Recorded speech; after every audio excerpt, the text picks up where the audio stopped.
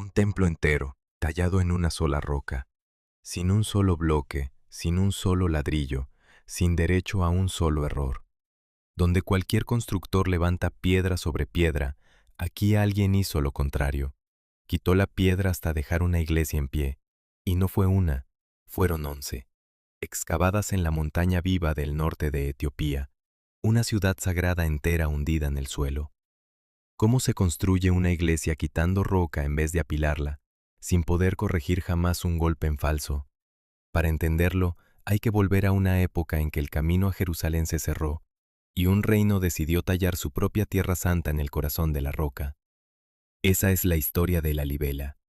A más de 2.400 metros de altura, en las montañas del norte de Etiopía, el aire es fino y frío. Soplan vientos secos sobre un altiplano de roca rojiza, salpicado de pinos y barrancos. Aquí no hay un río ancho, ni un puerto, ni una gran llanura fértil que explique por qué alguien elegiría este lugar para una empresa colosal. Y sin embargo, en algún momento de finales del siglo XII, en este suelo remoto y elevado, comenzó algo que desafía toda lógica constructiva. Alguien miró la montaña y no pensó en levantar muros sobre ella, pensó en vaciarla, en entrar en la roca y sacar de su interior templos completos, con sus techos, sus columnas y sus altares, como quien libera una figura atrapada dentro de un bloque de piedra. La pregunta que persigue a la Libela desde el primer instante es sencilla de formular y difícil de responder. ¿Cómo se construye una iglesia quitando piedra en lugar de apilarla, tallando un santuario entero de una sola roca, sin tener derecho a una sola equivocación? Antes de bajar a las trincheras y a los túneles, antes de entender el cómo, hay que detenerse en el porqué. Porque la audacia técnica de la Libela no nace de un capricho ni de un alarde. Nace de una herida histórica concreta, de un mundo que se había cerrado de golpe. Para los cristianos de Etiopía, Jerusalén no era una idea abstracta. Era el centro del mundo, el destino del peregrino, el lugar físico donde había caminado Cristo. Durante siglos, los fieles etíopes habían emprendido el largo y peligroso viaje hacia Tierra Santa, atravesando desiertos y mares. Pero hacia finales del siglo XI, el avance de las conquistas musulmanas en Oriente Próximo fue dificultando, y a veces directamente cerrando, esa ruta de peregrinación. La Jerusalén de piedra y polvo, la de verdad, quedó cada vez más lejos, más cara, más mortal de alcanzar. Y un pueblo entero se quedó sin su corazón geográfico. Conviene situar el escenario político.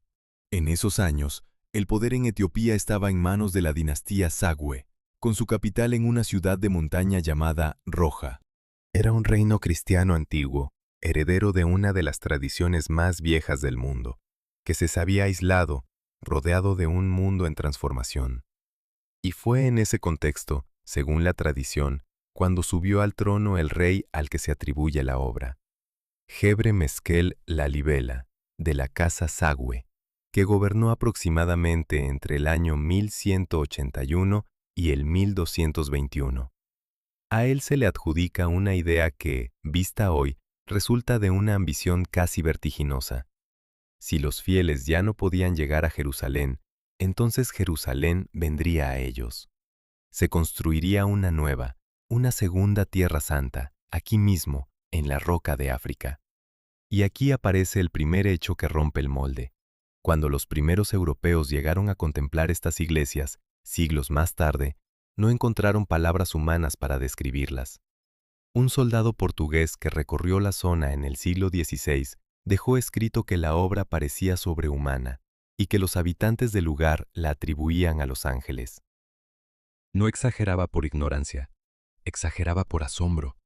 Tenía delante templos del tamaño de los grandes edificios de su país, cada uno excavado con sus pilares, sus altares y sus bóvedas a partir de una única roca, y su mente se negaba a aceptar que aquello lo hubieran hecho simples canteros.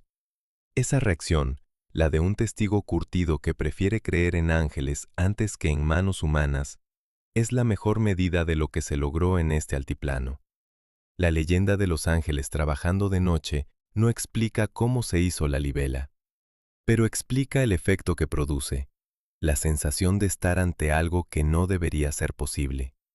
Detrás del prodigio, sin embargo, no hay ángeles, hay una decisión humana profundamente meditada. Tallar una nueva Jerusalén no era solo levantar edificios bonitos, era reconstruir, en piedra, la geografía sagrada del cristianismo. Por eso, desde el principio, el proyecto fue concebido como un mapa simbólico. Al arroyo que cruza el lugar se le dio el nombre de Jordán, el río donde fue bautizado Cristo. Los nombres y la disposición de los santuarios se pensaron como ecos de los lugares santos de Jerusalén. No se trataba de un conjunto disperso de capillas, sino de una topografía completa, una ciudad santa entera proyectada sobre la roca. El peregrino que no podía cruzar el mar encontraría aquí, en su propia tierra, los mismos pasos sagrados que ya no podía dar en Oriente. Para entender la escala de la decisión, conviene imaginar el lugar antes de que existiera la primera trinchera. Roja era una ciudad de montaña, dura, de aire enrarecido y piedra desnuda. El silencio del altiplano se rompía solo con el viento y con los rebaños. No había canteras lejanas de las que traer bloques tallados, ni grandes ríos para transportarlos. Solo estaba la montaña misma, esa masa de roca volcánica rojiza, blanda al primer corte y endurecida con el tiempo, que cubría el suelo bajo los pies. Cualquier constructor de la época habría buscado madera, ladrillo, sillares. La elección que define la libela fue exactamente la contraria. No traer material, sino arrancarlo del propio suelo. No construir sobre la tierra, sino dentro de ella. Esa elección tiene una consecuencia que conviene fijar desde ya, porque será el hilo de toda la historia. Quien apila piedras puede rectificar. Si una hilada sale torcida, se desmonta y se vuelve a colocar. Quien talla un templo a partir de un bloque macizo no tiene esa red de seguridad.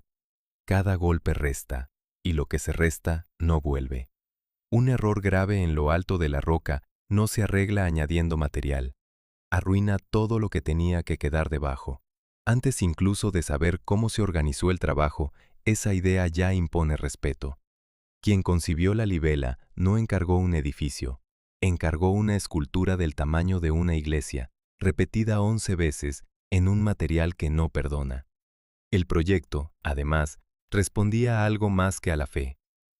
Respondía a la necesidad de un reino de tener un centro propio, un foco de santidad que no dependiera de tierras lejanas y hostiles, un lugar al que peregrinar sin morir en el intento. Etiopía no inventaba aquí su cristianismo, que era ya antiquísimo, sino que lo anclaba en la roca, lo volvía visible, tangible, imposible de arrebatar. Mientras Jerusalén quedaba al otro lado de un mundo cerrado, esta segunda Jerusalén crecería hacia abajo, hundiéndose en la montaña, a salvo en el corazón del altiplano. Queda así planteado el enigma en su forma más pura.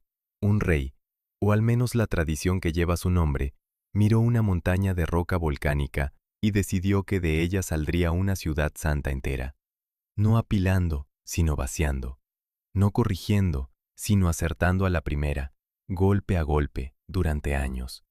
La idea ya estaba tomada, el lugar ya estaba elegido, el sentido ya estaba claro. Faltaba lo más difícil de creer, bajar a la roca y empezar a quitar piedra hasta que, del interior macizo de la montaña, emergiera el primer templo. Cuenta la tradición que el rey había levantado ya casi todos sus templos cuando, una noche, se le apareció una figura armada y resplandeciente. Era San Jorge, el santo guerrero a caballo, y venía con un reproche. El soberano había excavado iglesia tras iglesia, las había dedicado a Cristo, a la Virgen, a los arcángeles, a los santos venerados de su pueblo, y se había olvidado de él. El rey, según el relato, prometió enmendar el agravio con el santuario más perfecto de todos. Y por eso, dice la leyenda, la última iglesia tallada en la roca fue la dedicada a San Jorge, la más pura en su forma, la que muchos consideran la joya del conjunto. Es una historia hermosa y conviene escucharla como lo que es, un relato transmitido durante siglos, no un acta notarial. Pero encierra una verdad sobre el hombre al que se atribuye toda la obra. Su nombre quedó tan unido a estas piedras que terminó devorando incluso al de la ciudad. porque la localidad donde se excavaron los templos no se llamó siempre Lalibela. Antes era Roja, la capital de montaña de la dinastía Sagüe. Fue con el tiempo, a fuerza de asociar el lugar con el soberano al que se adjudicaba el prodigio, cuando la ciudad cambió de nombre y pasó a llamarse como él. El creador acabó absorbido por su creación, hasta el punto de que hoy resulta casi imposible separar al rey de la roca. Y ese es, exactamente, el riesgo y el interés de esta parte. Porque cuanto más se acerca uno a la figura de la libela, más se difumina la frontera entre el personaje histórico y la leyenda piadosa. Conviene fijar lo poco que se sostiene con firmeza. Gebre Meskel Lalibela fue un rey real de la dinastía Sagüe, que gobernó aproximadamente entre el año 1181 y el 1221. La tradición etíope le atribuye la concepción y la ejecución de las 11 iglesias como una empresa única, unitaria, fruto de su voluntad y de su fe. Su biografía sagrada, el relato de su vida escrito para honrar su memoria, va más allá y afirma que talló los templos en un plazo de unos 24 años, con la ayuda de los ángeles. Ese número, 24, suena rotundo y memorable, y precisamente por eso hay que tratarlo con cuidado. Aquí aparece el hecho que desordena la imagen sencilla del rey escultor. Buena parte de los investigadores que han estudiado el conjunto no creen que las 11 iglesias salieran de la roca de una sola vez, bajo un solo reinado, en menos de una generación. Los indicios apuntan a que el complejo se fue formando por fases a lo largo de un periodo mucho más extenso y que algunos de los templos podrían ser anteriores o posteriores al reinado al que se atribuye todo. Se habla de 3 fases principales, a veces de 4 o 5, repartidas a lo largo de varios siglos. La idea de un único genio que en 24 años vacía una montaña entera es magnífica como relato. Como reconstrucción histórica es mucho más frágil de lo que parece. Esto no rebaja la figura del rey, la reubica. La libela pudo ser el gran impulsor, el que dio forma al proyecto, lo unificó bajo una idea poderosa y le imprimió un sentido. Pudo ser quien convirtió un conjunto de santuarios en una nueva Jerusalén coherente. Pero detrás de la obra hay, casi con seguridad, generaciones de canteros, maestros y comunidades que trabajaron antes y después de él. La piedra guarda ese secreto mejor que cualquier crónica. Las herramientas dejaron marcas, los estilos cambian de una iglesia a otra, y esa diversidad cuenta una historia de manos sucesivas, no de un solo golpe de voluntad. Atribuirlo todo a un hombre es cómodo y emocionante. Atribuirlo a una tradición larga y a un esfuerzo colectivo es más exacto, y no menos asombroso. Hay un lugar dentro del conjunto donde esta tensión entre el hombre y la leyenda se vuelve casi física. En una de las iglesias del Grupo Norte, la dedicada al Gólgota, el monte de la crucifixión, se conserva una tumba que la tradición señala como la del propio rey Lalibela. Es un espacio cargado, severo, tallado en la misma roca que todo lo demás. Las paredes de esa iglesia guardan figuras de santos esculpidas en relieve, a tamaño casi humano, que parecen vigilar el silencio. El aire allí es denso, fresco, con olor a piedra antigua y a cera. La luz entra escasa, en hilos, y deja casi todo en penumbra. En ese ambiente de gravedad, la idea de que el rey escogió descansar para siempre en el corazón de su propia creación adquiere una fuerza que ningún documento podría dar. El creador, según el relato, no quiso ser enterrado fuera de su obra, sino dentro de ella, fundido con la roca que mandó vaciar. La tradición añade un último gesto que completa el retrato.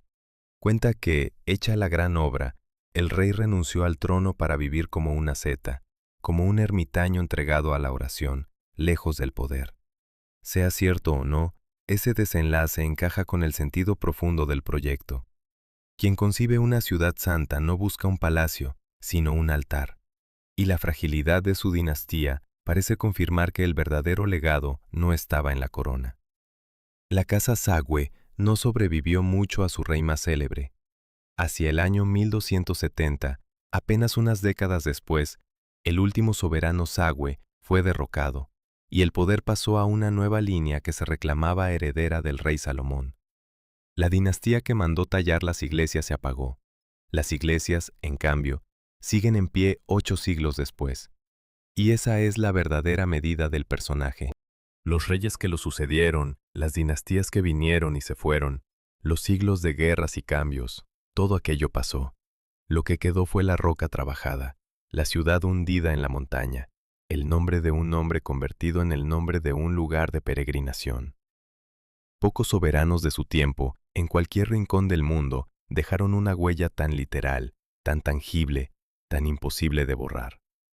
No dejó un imperio, dejó 11 templos excavados en el corazón de la tierra. Por eso, al hablar del Creador, conviene resistir 2 tentaciones opuestas. La primera, convertirlo en un genio solitario y sobrenatural que en 24 años obró un milagro imposible. La segunda, disolverlo del todo y negarle cualquier papel.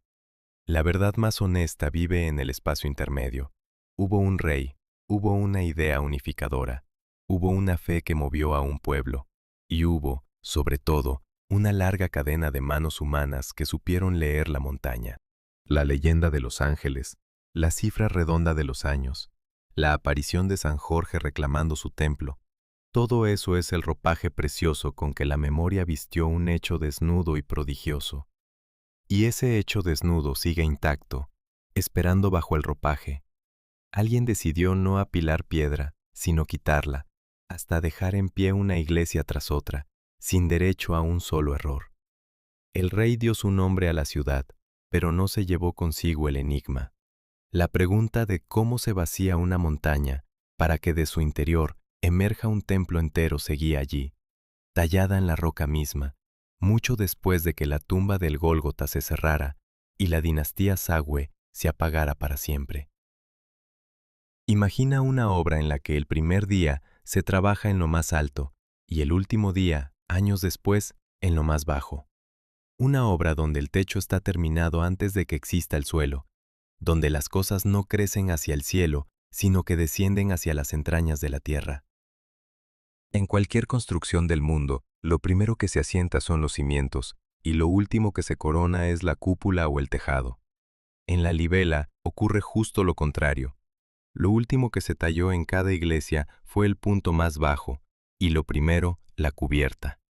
Esa inversión no es un detalle técnico menor, es la clave que explica cómo se vacía una montaña para sacar de ella un templo.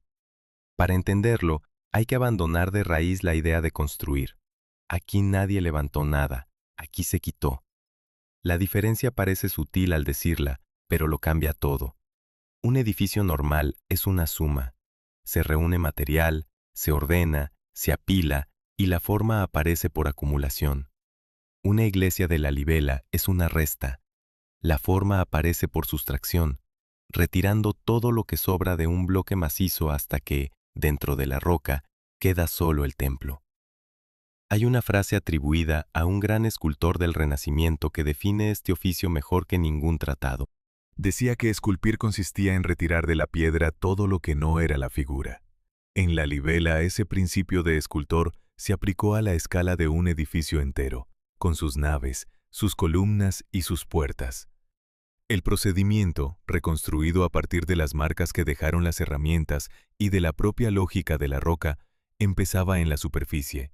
Los canteros elegían un afloramiento de piedra volcánica lo bastante sano y compacto, y sobre el terreno plano dibujaban el contorno del futuro templo. Después venía el primer gran esfuerzo: abrir alrededor de ese contorno una trinchera profunda, un foso que rodeaba por completo la silueta marcada. Cavando y cavando ese canal perimetral, iban liberando del macizo un enorme bloque rectangular de roca, todavía ciego, todavía sin forma. Ese paralelepípedo en bruto, separado de la montaña por la zanja que lo circundaba, era la materia prima.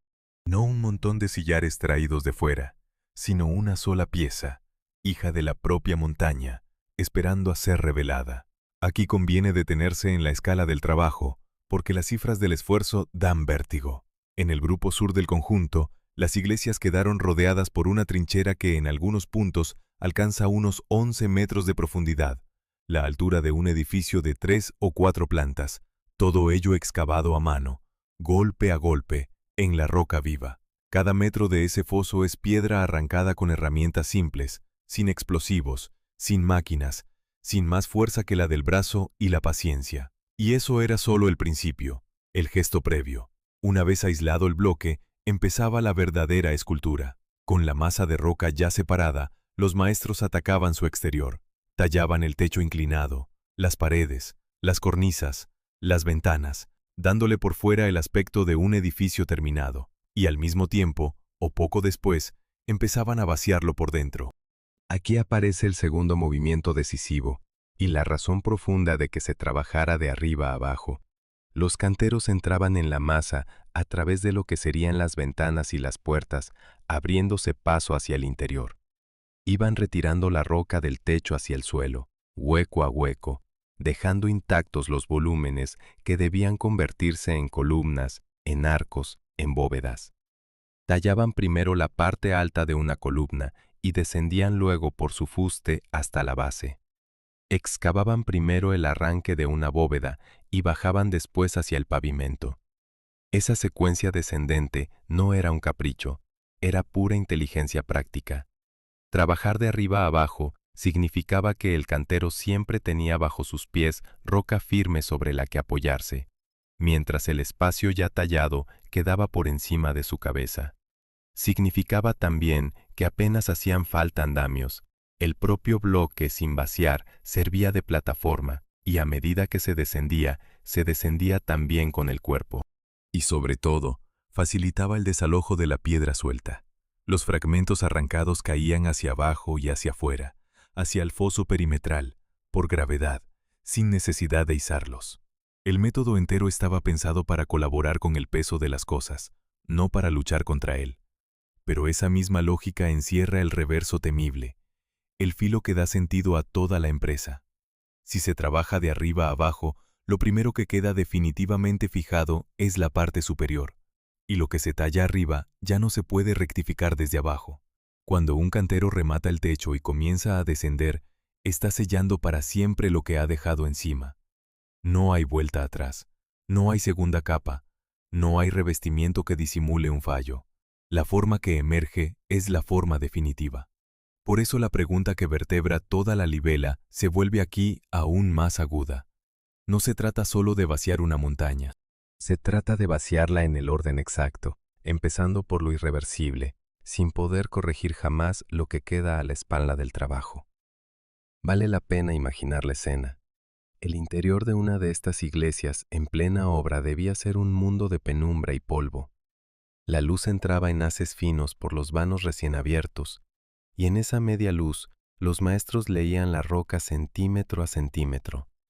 El sonido era el del metal contra la piedra, un repique seco, constante, multiplicado por decenas de manos que resonaba dentro del bloque hueco como dentro de un tambor de piedra. El aire olía a roca recién partida, a ese polvo mineral y rojizo que se pegaba a la piel y a la garganta. Y en medio de ese trabajo incesante, cada golpe era una decisión sin retorno. Cada lasca que saltaba era piedra que jamás regresaría a su sitio. El resultado de ese método al revés es algo que ningún edificio apilado puede ofrecer. Una iglesia de la libela no descansa sobre el suelo, forma parte de él. No hay junta entre el templo y la tierra. No hay línea donde acabe la roca y empiece la obra, porque son la misma roca. Las paredes, el techo, las columnas, el pavimento, todo es continuo, todo es una sola pieza ininterrumpida. El edificio no fue puesto sobre el paisaje, fue extraído de su interior, como una figura que dormía dentro de la piedra y a la que alguien, con una paciencia sobrehumana, fue despertando de arriba a abajo. Y ahí queda, resuelto en su mecánica y a la vez intacto en su misterio, el enigma de cómo se empieza un templo de una sola roca. Se empieza por arriba. Se empieza dibujando un contorno en el suelo, abriendo un foso alrededor, aislando un bloque y descendiendo luego hacia las profundidades, retirando todo lo que no es iglesia. Se empieza, en realidad, por el final, por el techo que será lo primero y lo más alto, y se va bajando hacia un suelo que será lo último.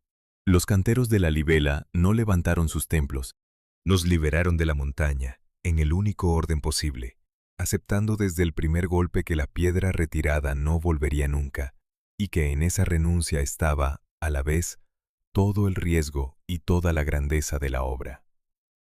Hay una afirmación sobre la libela que el sentido común rechaza de entrada. Dice que cada una de estas iglesias es una sola piedra, no un edificio hecho de piedras, sino una piedra hecha edificio. Las paredes, el techo, las columnas que sostienen las naves, los arcos que las cruzan, las bóvedas que las cubren, el pavimento que se pisa, todo eso, según esa afirmación, es la misma roca ininterrumpida, sin una sola junta, sin una sola pieza añadida. La mente se resiste.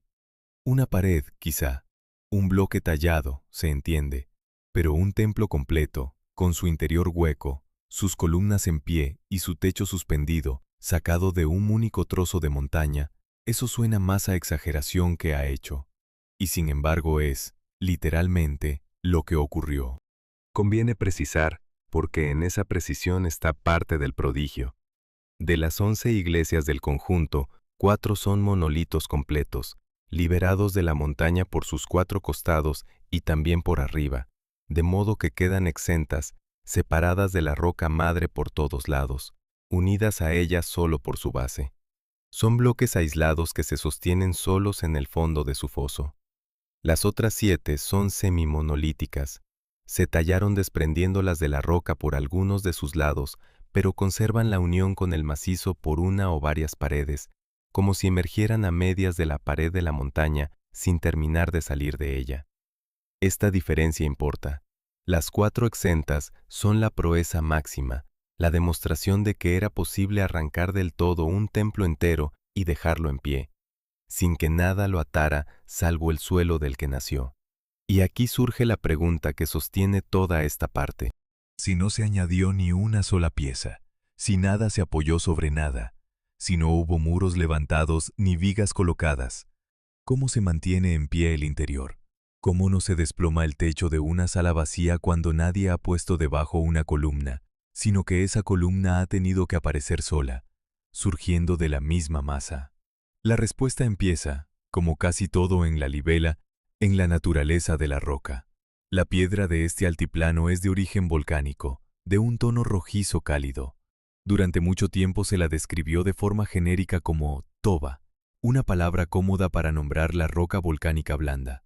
Los análisis geológicos más recientes la identifican con mayor exactitud como un basalto escoriáceo, una roca llena de poros y huecos diminutos, ligera y porosa, formada por la lava al enfriarse atrapando burbujas de gas. Esa textura porosa tiene una consecuencia decisiva para los canteros. La roca es blanda al primer corte, lo bastante para trabajarla con herramientas de hierro, con martillos y cinceles, sin necesidad de medios extraordinarios. Pero, expuesta al aire, tiende a endurecerse con el tiempo, ganando consistencia. Es, en cierto modo, el material soñado para esta locura, dócil mientras se talla, firme una vez tallado. Esa doble cualidad explica el milagro estructural. Una columna de la libela no es una pieza encajada bajo un techo, es roca que nunca se retiró. Cuando los maestros vaciaban el interior de una iglesia, no abrían un hueco único y vacío. Dejaban en pie, a propósito, columnas de piedra en los lugares donde el techo necesitaba apoyo, calculando de antemano dónde debía permanecer la roca para sostener la masa que quedaba encima. La columna y el techo no se tocan, son lo mismo, son continuos, nacen de la misma materia. Por eso el conjunto se sostiene. No hay punto débil en la unión entre soporte y carga, porque no hay unión, hay continuidad. Lo que en un edificio normal es la zona más frágil, el lugar donde una pieza descansa sobre otra. En la libela, sencillamente, no existe. Pero esa misma virtud encierra su propia trampa. Y aquí la pregunta se tensa. Si la roca es blanda y porosa, fácil de cortar, también es vulnerable. Dejar demasiado poca piedra en una columna, en un muro o en una bóveda significaba arriesgarse a que se diera bajo el peso. Dejar demasiada arruinaba el espacio interior, lo volvía macizo y opresivo, traicionaba la idea misma de un templo hueco y luminoso. Cada columna, Cada grosor de pared era una apuesta calculada entre la firmeza y el vacío, y, como ya sabemos, una apuesta sin red, porque la roca retirada además no se podía devolver.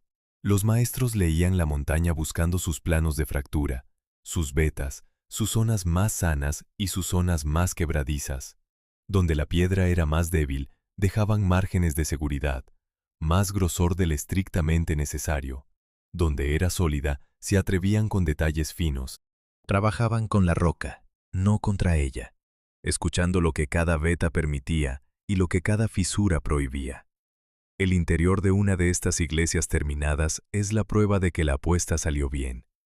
Al entrar, el aire cambia de golpe. Afuera, el sol seco y el viento del altiplano. Adentro, una frescura inmóvil, casi húmeda, con olor a piedra antigua y a cera quemada. Los ojos tardan en acostumbrarse a la penumbra. Y entonces aparecen las columnas, alzándose desde el pavimento hasta el techo, ordenando el espacio en naves, sosteniendo bóvedas y arcos que parecen flotar en la media luz. La luz entra escasa, por ventanas pequeñas, a veces con forma de cruz, y cae en haces oblicuos que recortan los volúmenes de la oscuridad. Cuesta convencerse de que nada de eso fue traído ni montado, que esa columna que se puede tocar, fría y rugosa bajo la palma, no se colocó ahí, sino que estuvo siempre ahí, esperando dentro de la roca a que retiraran lo que la rodeaba. Algunas de estas iglesias guardan, además, una riqueza que multiplica el asombro. Sus paredes no quedaron desnudas. En el interior de algunos templos se tallaron molduras, frisos, relieves, y se pintaron decoraciones con motivos geométricos y escenas sagradas, llenando de color y de figuras unos muros que son, no lo olvidemos, la misma roca del suelo. Allí donde un edificio corriente revestiría una pared con materiales traídos, aquí se esculpió y se pintó directamente sobre la piel de la montaña. El templo no solo emergió de la roca, floreció en ella, como ornamentos y relatos labrados en su propia carne pétrea.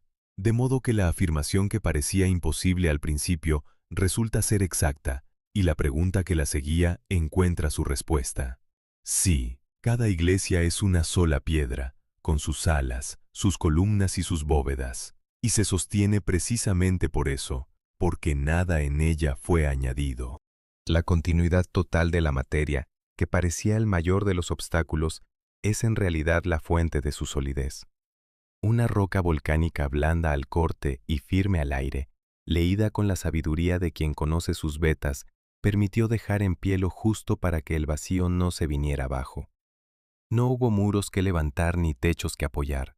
Hubo una montaña que se vació por dentro con la medida exacta, dejando que la piedra sostuviera a la piedra, y que de su interior macizo emergieran salas enteras donde antes no había más que roca ciega. Hay un instante que conviene imaginar con toda crudeza. Un cantero, en lo alto de un bloque de roca que será una iglesia, levanta el martillo sobre el cincel y se detiene una fracción de segundo antes de golpear. En ese gesto suspendido está concentrada toda la diferencia entre la libela y cualquier otra obra de la historia. Porque ese hombre sabe algo terrible y simple a la vez. La piedra que está a punto de arrancar no volverá. Si calcula mal el ángulo, si la veta cede más de lo previsto, si una lasca salta más profunda de la cuenta, no habrá manera de reponerla. No existe el añadido, no existe el remiendo, no existe la segunda oportunidad. El golpe que va a dar es, en cierto sentido, eterno. Ese es el corazón de todo. La pregunta que persigue a estas iglesias desde el primer momento, la de cómo fue posible tallar santuarios enteros en la roca sin tener derecho a una sola equivocación, encuentra aquí su versión más desnuda. Y para entender la respuesta, hay que medir primero el tamaño exacto del peligro. Quien levanta un muro de ladrillo trabaja con una red invisible. Si una hilada sale torcida, la desmonta. Si una piedra se rompe, la sustituye. El error, en la construcción por acumulación, es reversible, casi banal, parte natural del oficio. Se equivoca, corrige y sigue. En la talla de un monolito, esa red no existe. Cada acción resta materia de un total que solo puede disminuir. La obra avanza en una sola dirección, sin marcha atrás, como un camino que se va borrando a cada paso que se da. Multiplíquese esa tensión por la escala. No se trataba de tallar una figura del tamaño de un hombre, donde un error arruina semanas de trabajo. Se trataba de vaciar masas de roca de las que salieron templos de decenas de metros, espacios capaces de albergar a multitudes. Un fallo grave en lo alto de uno de esos bloques no echaba a perder una talla pequeña, comprometía un edificio entero, años de esfuerzo de decenas de manos, la roca de toda una montaña ya separada y ya imposible de reemplazar. El precio del error no se medía en horas, se medía en generaciones. Aquí la pregunta se vuelve casi insoportable, y la mantengo abierta a propósito, porque su respuesta es lo que de verdad explica la libela. Si un solo golpe en falso podía arruinar un templo, ¿cómo es posible que se tallaran no 1, sino 11, y que sigan en pie 8 siglos después? La estadística del desastre debería haber dejado por el camino un cementerio de iglesias fracasadas, de bloques abandonados a medio vaciar, de techos hundidos por un cálculo erróneo. Y sin embargo, lo que hay es un conjunto coherente, en pie, funcionando. Eso no se explica por suerte, se explica por un modo de pensar. La clave está en una inversión mental que separa al escultor del albañil. El que apila construye hacia adelante, pone una pieza, ve el resultado, decide la siguiente, piensa con las manos, sobre la marcha. El que talla un monolito no puede permitirse eso. Tiene que pensar al revés, hacia atrás, partiendo del final. Antes de dar el primer golpe, debe ver ya, completo, el templo que todavía no existe, alojado invisible dentro del bloque ciego. Tiene que saber dónde estará cada columna, a qué altura arrancará cada bóveda, por dónde entrará la luz, qué grosor tendrá cada muro, y debe saberlo con tal precisión que cada golpe no sea una prueba, sino una confirmación de algo ya decidido en la mente. El cantero de la libela no descubría la forma mientras trabajaba, la perseguía, retirando todo lo que la ocultaba, fiel a una imagen que llevaba dentro. Esa exigencia de cálculo previo lo explica casi todo lo demás. Explica la lentitud. Una obra así no podía correr. Cada avance debía ir precedido de medición, de observación, de lectura de la roca, de comprobación de que lo que se iba a quitar sobraba de verdad. La prudencia no era una virtud añadida, era una condición de supervivencia de la obra. Explica también la pericia extrema que revelan los resultados. Las superficies regulares, los ángulos limpios, las columnas alineadas, las proporciones sostenidas a lo largo de espacios enormes, no son fruto de la improvisación, sino de una destreza acumulada durante generaciones, transmitida de maestro a aprendiz, afinada en la práctica paciente con un material que castigaba sin piedad cualquier descuido. Y explica, sobre todo, la relación distinta que estos hombres tenían con su propio gesto. Conviene detenerse, una vez más, en lo físico de la escena, porque ahí se siente la verdad mejor que en cualquier razonamiento. El sol golpea la roca rojiza, que devuelve un calor seco. El polvo mineral flota en el aire y se mete en los ojos y en la garganta. El repique del metal contra la piedra marca un ritmo lento, mucho más lento de lo que dictaría la prisa, porque cada golpe va precedido de una mirada, de un instante de cálculo. No es el estruendo continuo de una cantera donde se arranca material en bruto. Es un trabajo casi quirúrgico, atento, contenido, donde la mano se frena justo a tiempo, donde la fuerza se dosifica al milímetro. Quien observara esa obra desde fuera vería menos una construcción que una larguísima operación de paciencia sobre el cuerpo de la montaña.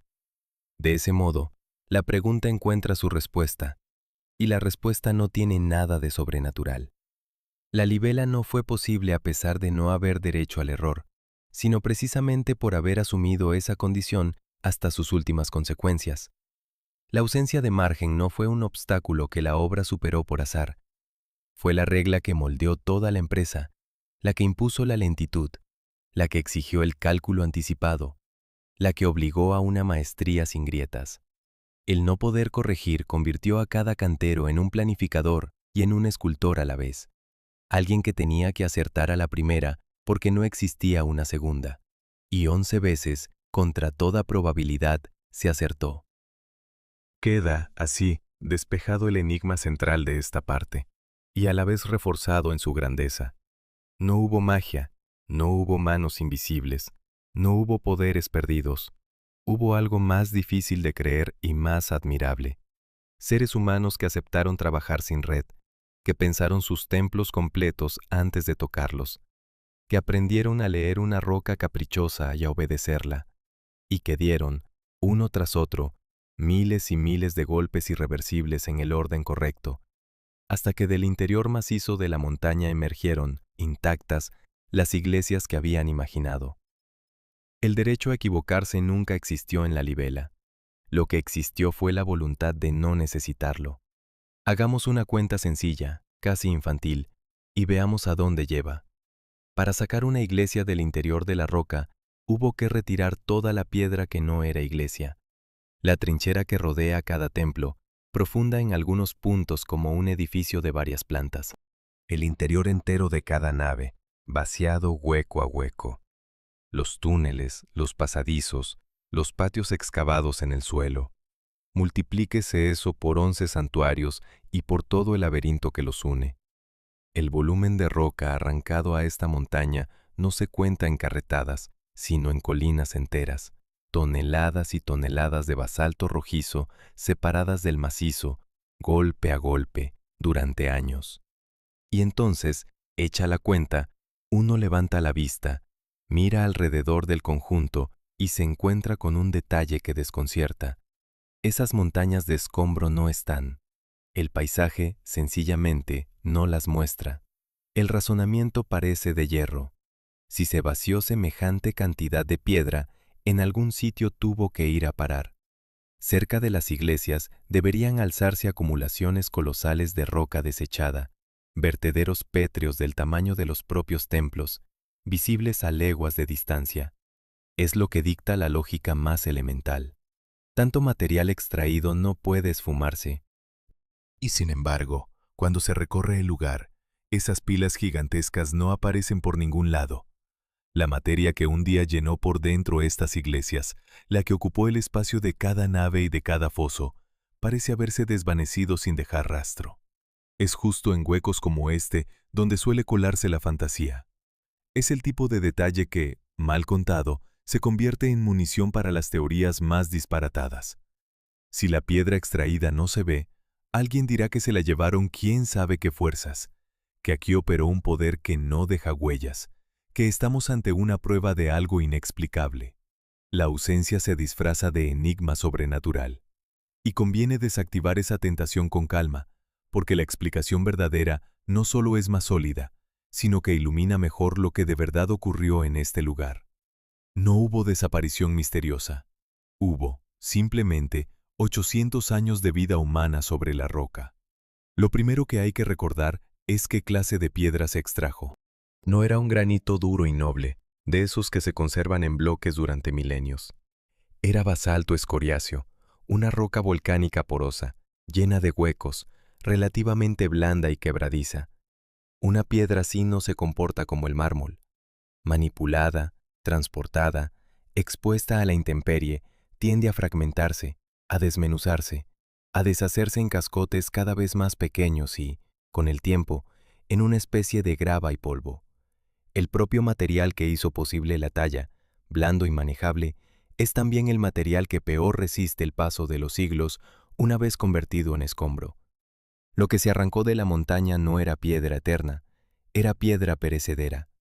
Lo segundo, y más importante, es que esa piedra no se tiró, se usó. Conviene imaginar el lugar no como un yacimiento arqueológico silencioso, sino como lo que fue durante siglos, una ciudad viva, habitada, en obras y en uso constante. La roca extraída de las iglesias era un recurso valiosísimo en un altiplano donde el material de construcción no sobraba.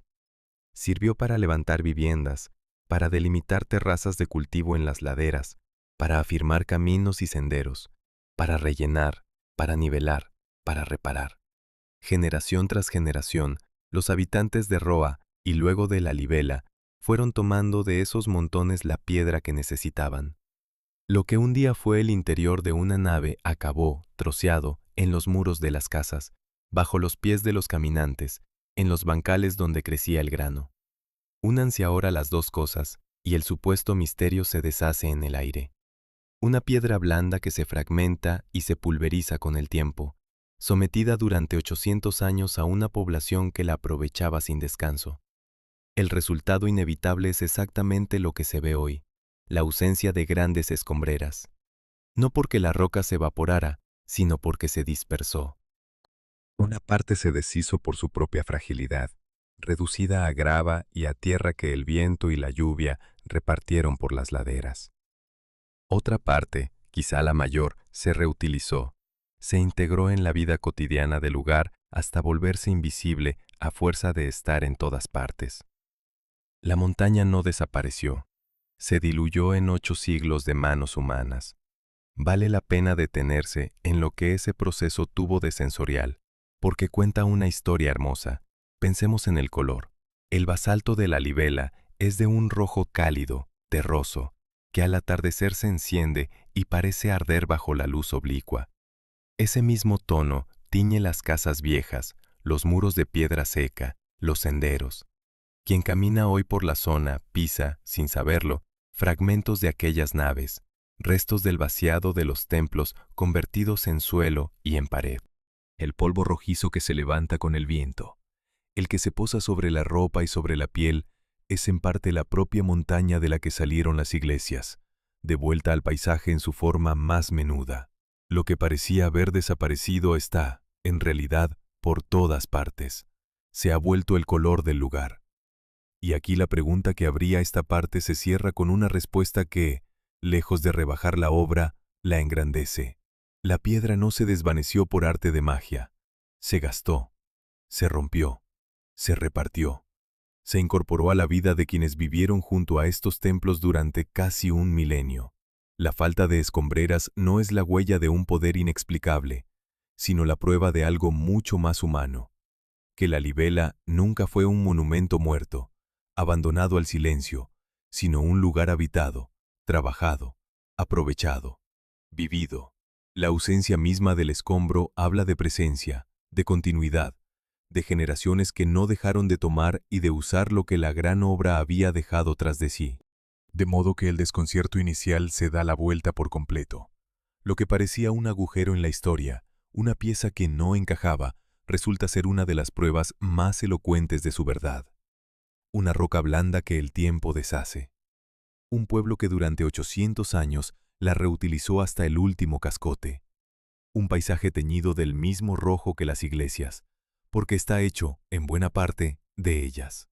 No hizo falta ningún prodigio para que la montaña extraída se borrara del mapa. Bastó con lo de siempre, el agua, el viento, la fragilidad de la piedra y, sobre todo, las manos pacientes de la gente que siguió viviendo, siglo tras siglo, alrededor de los templos que sus antepasados habían arrancado del corazón de la roca. Imaginemos una tormenta sobre el altiplano. El cielo se cierra de golpe, el viento arrecia, y la lluvia empieza a caer sobre las montañas del norte de Etiopía con esa violencia repentina de las tierras altas. El agua corre por la roca rojiza, busca las pendientes, se precipita hacia abajo. Y abajo, hundidas en el suelo, esperan las iglesias. Porque esa es una de las particularidades más extrañas de la libela. Muchos de estos templos no se alzan sobre el terreno, sino que se hunden por debajo de él, en el fondo de fosos y trincheras excavados en la roca. Están, literalmente, en el punto más bajo, allí donde toda el agua de la lluvia tiende a acumularse. Cualquiera diría que se construyeron en el peor lugar posible. El razonamiento vuelve a parecer aplastante. El agua es el enemigo más paciente y más implacable de la piedra. Y esta piedra, el basalto poroso del que ya sabemos que es blando y quebradizo, resulta especialmente vulnerable a la humedad. El agua se filtra en sus poros, disuelve, arrastra, debilita. Hiela y deshiela, abre grietas, desmorona superficies. Una roca así, encharcada de forma continua, se deshace. Y sin embargo, estos templos hundidos en el suelo, expuestos a 800 años de tormentas, de lluvias estacionales, de agua que debería haberlos anegado y corroído hasta reducirlos a barro, siguen en pie. La pregunta surge sola y se queda flotando. ¿Cómo es posible que las iglesias enterradas en el punto más bajo no hayan sido destruidas por el agua que por pura gravedad debía precipitarse sobre ellas? Mantengamos esa pregunta abierta, porque su respuesta revela una de las inteligencias más sutiles de toda la obra. Y empecemos por reconocer la magnitud de la amenaza sin disimularla. El agua no era un problema secundario en la libela, era, junto con el error irreversible de la talla, el gran peligro de la empresa. Quien decidió hundir los templos en la tierra estaba aceptando, a sabiendas, convivir con el riesgo de inundación. Excavar hacia abajo significaba crear, en cada foso, una trampa natural para el agua de lluvia y también para la humedad que asciende del subsuelo. Si no se hacía nada, cada trinchera se convertiría en un estanque, y cada estanque, en la tumba lenta del templo que contenía. La respuesta de los maestros no fue rezar para que no lloviera, fue diseñar, alrededor y por debajo de las iglesias, un sistema para gobernar el agua. Junto a los templos se tallaron, en la misma roca, canales y zanjas de drenaje, conductos pensados para recoger el agua que caía en los fosos y conducirla lejos, evacuándola antes de que se acumulara.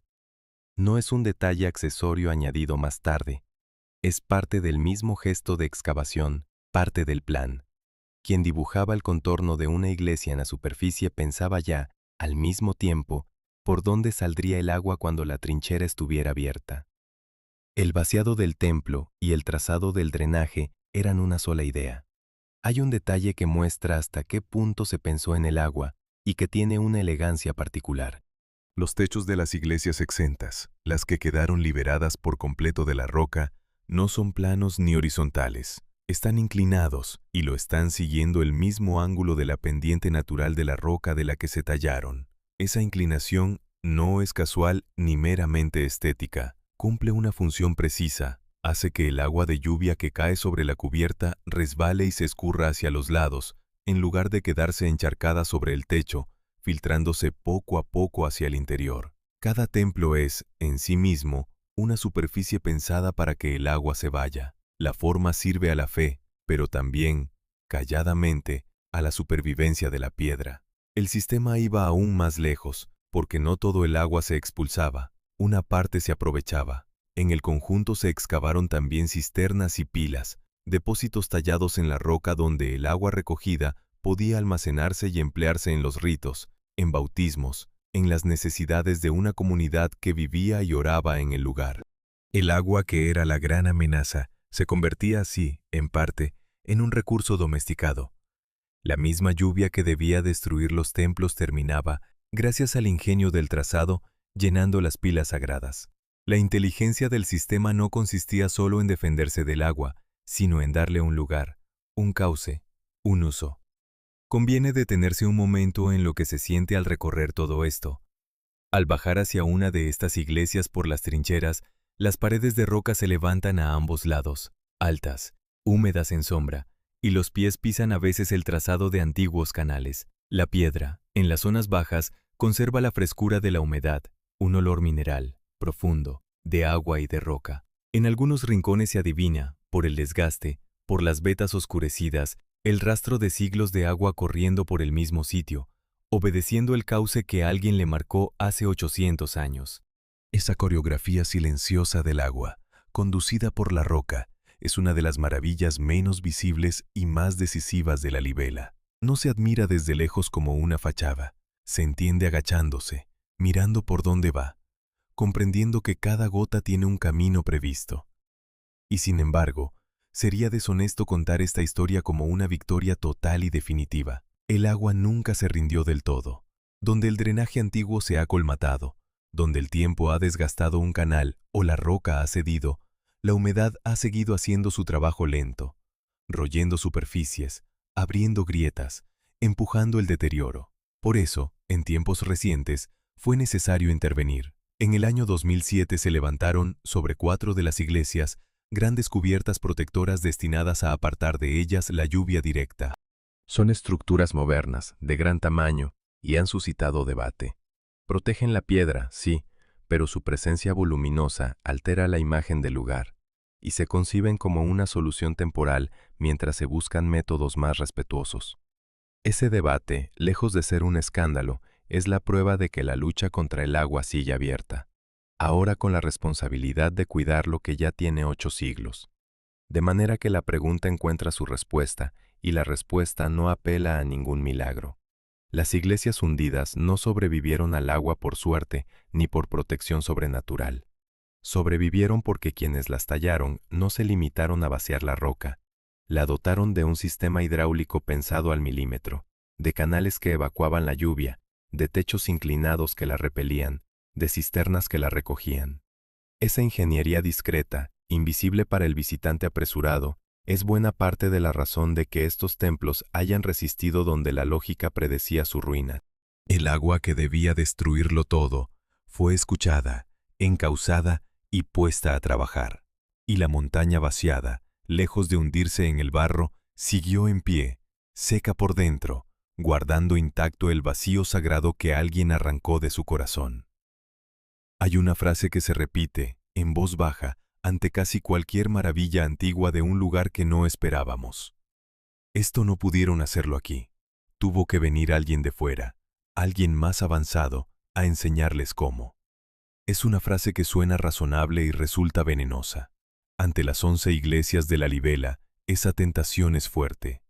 La perfección de los volúmenes, la audacia del método, la escala de la empresa, todo parece pedir una explicación importada, un maestro extranjero, una técnica llegada de otra civilización más poderosa. Y precisamente, por eso conviene plantar cara a esa idea desde el principio, porque es falsa, y porque la verdad es mucho más interesante. El razonamiento que sostiene la sospecha parece de peso. Una obra tan sofisticada, se dice, no surge de la nada. Hace falta una tradición, un saber acumulado, una escuela.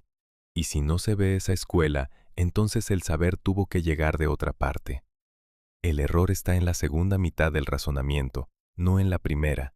Es cierto que una obra así no surge de la nada, necesita una tradición larga detrás. Lo que falla es suponer que esa tradición no existía aquí. Existía, y dejó huellas anteriores, más viejas que las propias iglesias de la Libela, que permiten seguir su rastro hacia atrás en el tiempo. Mantengamos abierta, pues, la pregunta verdadera, que no es si hubo ayuda externa, sino de dónde salió el saber que hizo posible la Libela. Para responderla, hay que mirar más al norte y más atrás. Mucho antes de que se tallara la primera de estas 11 iglesias, en Etiopía ya existía una tradición cristiana antiquísima y un dominio notable del trabajo en piedra. El cristianismo había arraigado en estas tierras en época muy temprana, ligado al antiguo reino de Axum, una de las grandes potencias del mundo antiguo, con su escritura propia, su moneda, sus monumentos. No estamos ante un pueblo que recibiera la fe y las artes de fuera en el siglo XII, sino ante una civilización con siglos de hondura cristiana y constructiva a sus espaldas. De esa raíz vienen las claves. Cerca de Axum se conservan iglesias muy anteriores que muestran ya el camino. Algunas se construyeron en lugares de difícil acceso, sobre alturas, con técnicas que combinaban la mampostería con la roca. Otras se excavaron en cuevas o en farallones, anticipando la idea de un templo que no se levanta, sino que se talla en la montaña. Los estudiosos han vinculado expresamente la pericia de la Libela con esa tradición más temprana, con santuarios que ya jugaban a sacar arquitectura de la piedra viva. La Libela no inauguró el arte de tallar iglesias en la roca. Lo heredó, lo perfeccionó y lo llegó a una cumbre que nadie había alcanzado antes. Fue la culminación de una escuela, no su milagroso punto de partida.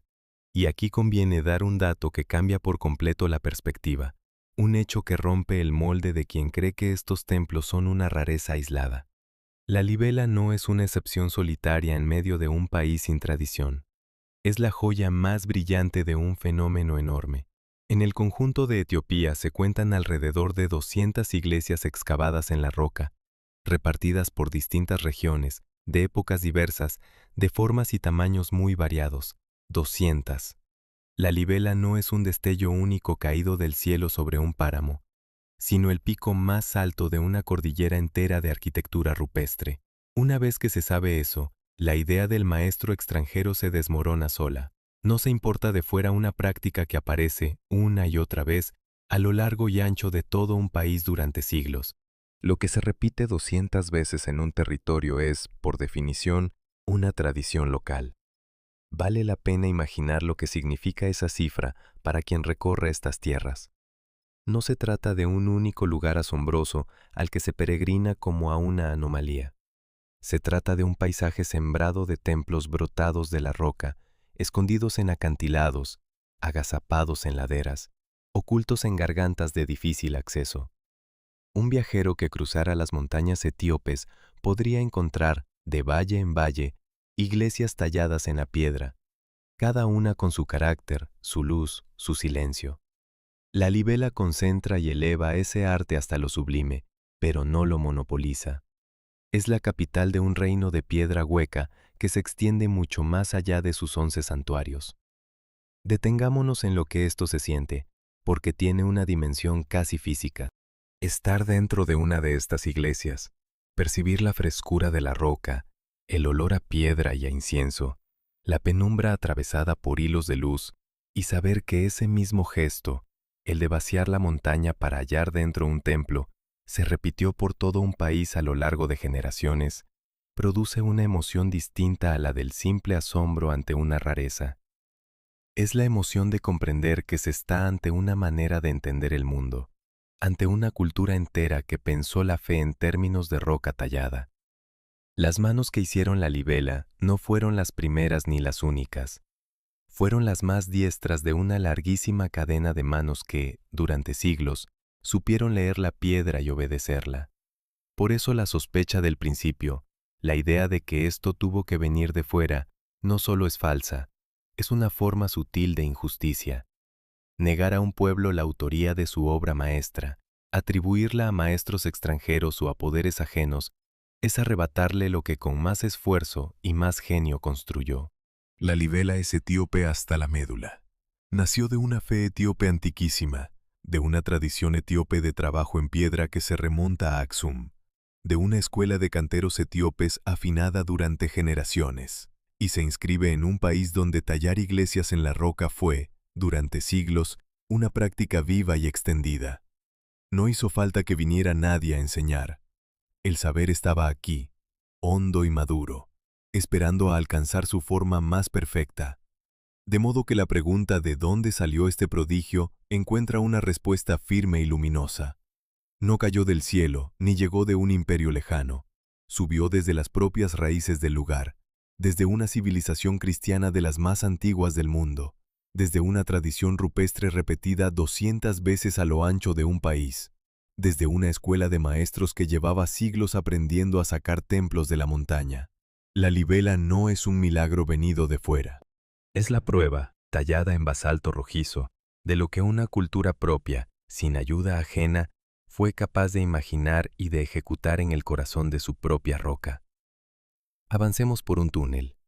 La luz del patio queda atrás, y de pronto el mundo se reduce a una galería estrecha excavada en plena roca, oscura, fría, sin más guía que el tacto de la mano sobre la pared rugosa. El suelo es desigual, el aire se vuelve denso, y por un momento se pierde toda noción de dónde se está, atrapado en las entrañas de la montaña. Se avanza casi a ciegas, rozando la piedra húmeda, hasta que al fondo despunta una claridad. Y entonces el túnel desemboca en otro patio, en otra iglesia, distinta de la que se acaba de dejar. Porque esa es una de las grandes sorpresas de la libela, una que solo se descubre por dentro. Esto no es un templo repetido 11 veces, es un organismo, una ciudad subterránea cosida por pasadizos, donde cada santuario tiene su propio rostro. Quien espera encontrar 11 copias del mismo modelo se equivoca por completo.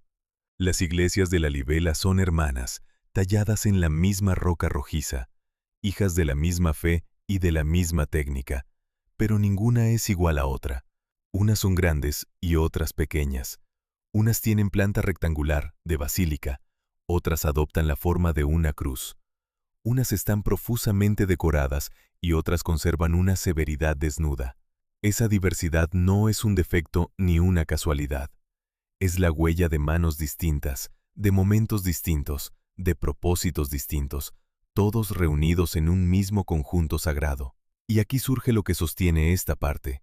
Si recorrer la libela es recorrer 11 rostros, conviene preguntarse qué guarda cada uno y qué secreto esconde el más callado de todos.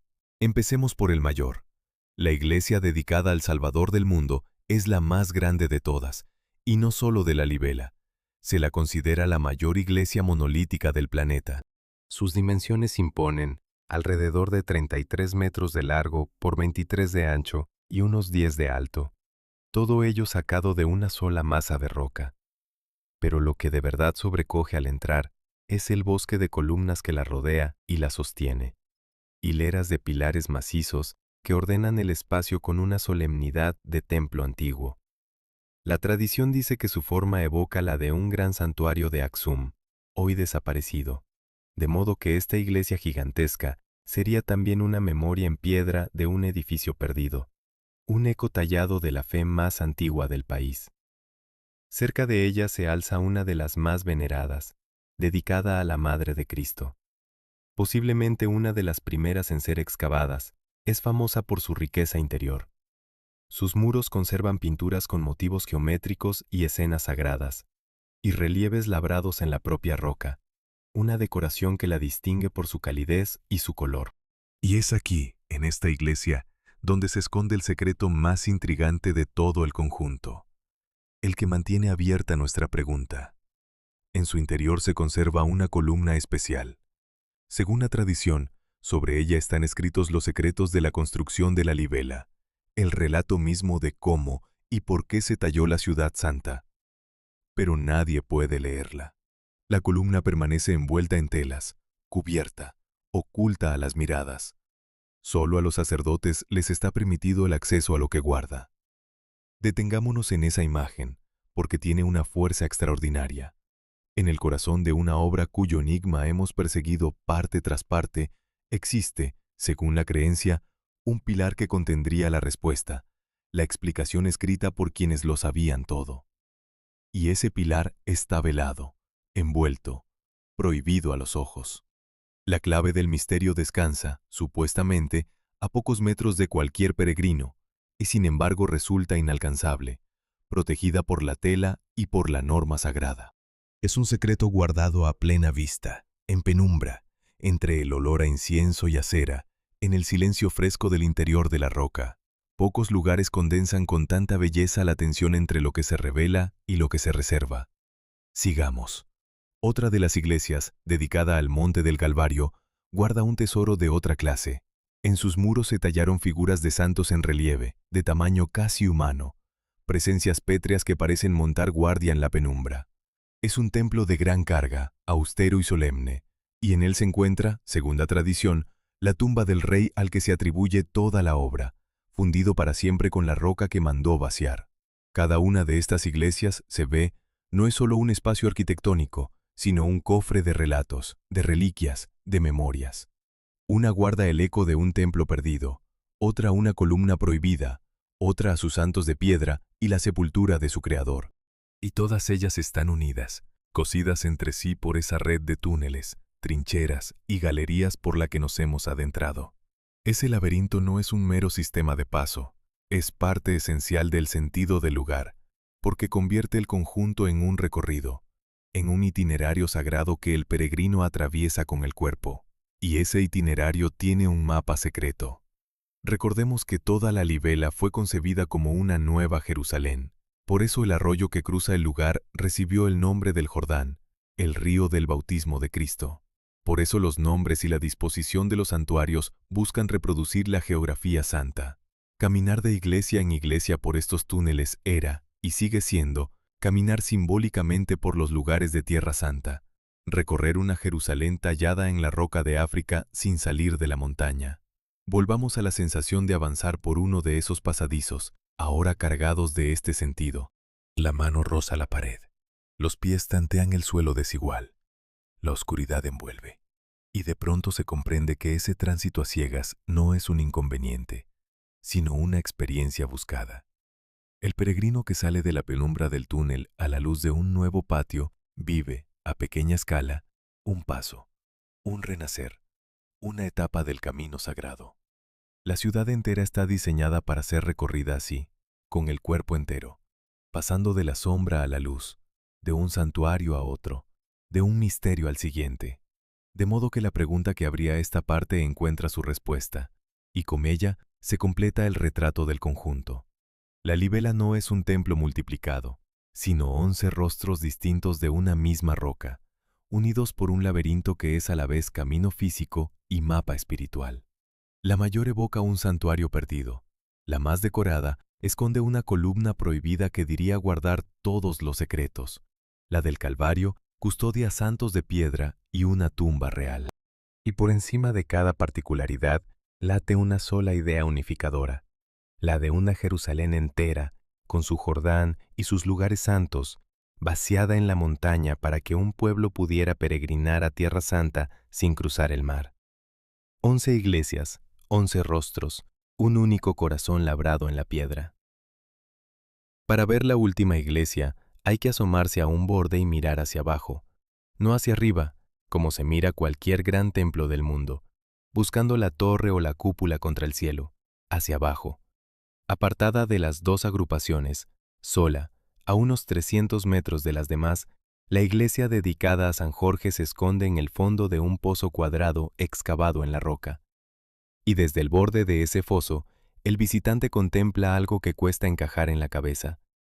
Una cruz perfecta, gigantesca, tallada en la piedra rojiza, tendida en el fondo de la tierra como un sello hundido en el suelo. No una cruz dibujada ni grabada, sino un edificio entero con forma de cruz. Una cruz que es a la vez planta, muro y techo, vuelta hacia arriba, ofrecida al cielo. Es, para muchos, la joya de todo el conjunto, la más perfecta en su ejecución, la mejor conservada, la imagen que el mundo entero asocia con la libela. Y es también el lugar perfecto para cerrar el largo camino que hemos recorrido, porque en esta iglesia se reúnen, condensados, todos los hilos que hemos ido siguiendo, y se responde, por fin, la pregunta que nos ha acompañado desde el primer instante. ¿Cómo se construye una iglesia quitando piedra en lugar de apilarla, tallando un templo entero de una sola roca, sin tener derecho a un solo error? Aquí, en esta cruz hundida, está la respuesta completa. Recordemos su forma. Es una cruz de brazos iguales, limpia, geométrica, de una pureza casi imposible. Y esa pureza encierra de nuevo todo el riesgo del que hemos hablado. Una cruz tallada en monolito no admite la menor desviación. Si un brazo sale más corto, no se alarga. Si un ángulo sale torcido, no se endereza. La simetría perfecta que se contempla desde el borde del foso es la prueba visible de que alguien acertó a la primera, golpe a golpe, en cada uno de los 4 brazos, descendiendo desde el techo hasta la base sin un solo fallo que arruinara el conjunto. Lo que en las partes anteriores era un principio abstracto, la ausencia de margen de error, aquí se vuelve forma pura, visible, incontestable. La cruz de San Jorge es el enigma resuelto y al mismo tiempo su demostración más rotunda.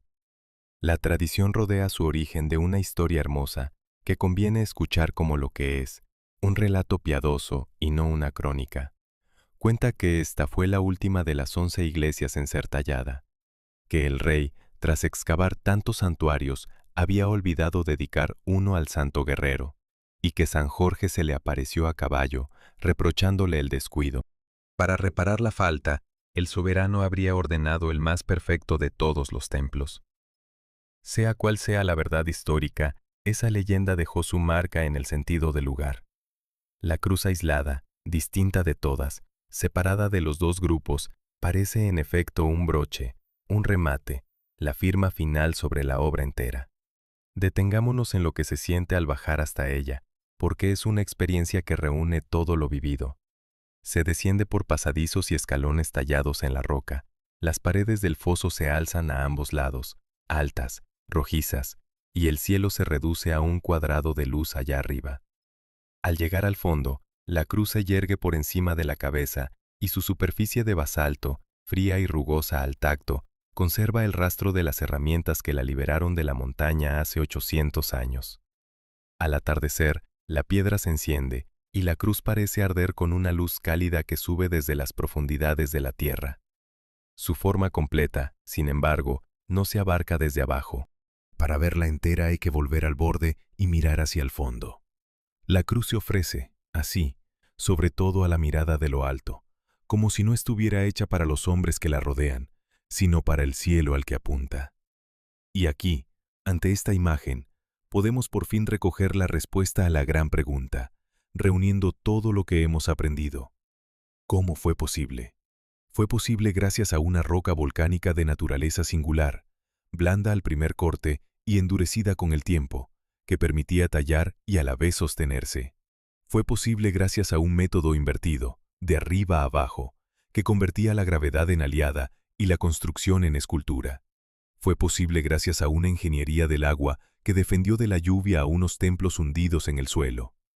Fue posible gracias a una tradición etíope antiquísima, heredera de Aksum, que había aprendido durante siglos a sacar iglesias de la piedra viva.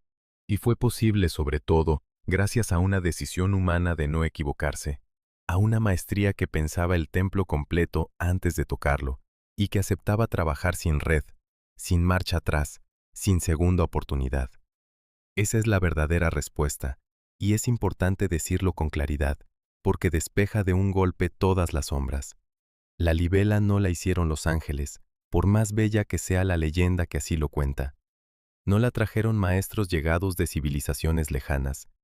No es obra de poderes perdidos ni de fuerzas inexplicables. La libela la hicieron hombres, canteros etíopes, anónimos en su mayoría, con martillos y cinceles de hierro, con un conocimiento profundo de su roca y de su fe, con una paciencia que se mide en generaciones. La grandeza de estas iglesias no disminuye al quitarles el manto de lo sobrenatural. Al contrario, se vuelve más asombrosa, porque pasa a ser una grandeza humana, alcanzable, real, hecha de inteligencia y de esfuerzo en lugar de magia. Y lo más extraordinario de todo es que esa obra no quedó congelada en el pasado. La libela sigue viva. Estas no son ruinas que se visitan con respeto arqueológico, sino templos en uso, llenos de oración. En sus patios y en sus fosos siguen oficiándose los ritos, siguen viviendo sacerdotes y monjes, y en las grandes fiestas, al amanecer, las trincheras y los patios se llenan de miles de peregrinos vestidos de blanco. Las figuras blancas se agolpan entre la roca oscura y rojiza, cantan, rezan, y el sonido grave de los cánticos resuena bajo las bóvedas talladas en la misma piedra que los muros, girando dentro del monolito como si la montaña entera respirara.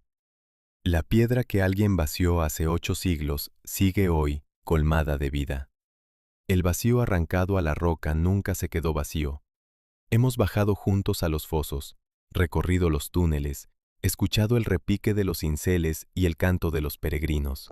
Hemos visto cómo una montaña se convirtió en una ciudad santa, y cómo una pregunta que parecía imposible encontraba una a una sus respuestas humanas. Gracias por haber hecho este descenso hasta el corazón de la roca. Si este viaje a la libela te ha hecho mirar de otro modo lo que las manos humanas son capaces de tallar, deja tu me gusta y suscríbete para seguir bajando juntos al interior de las grandes obras que el mundo apenas conoce. Y la cruz de San Jorge seguirá allí, en el fondo de su pozo cuadrado, ardiendo al atardecer, vuelta hacia el cielo, recordándonos que lo que parecía obra de ángeles fue, en realidad, la obra más alta de los hombres.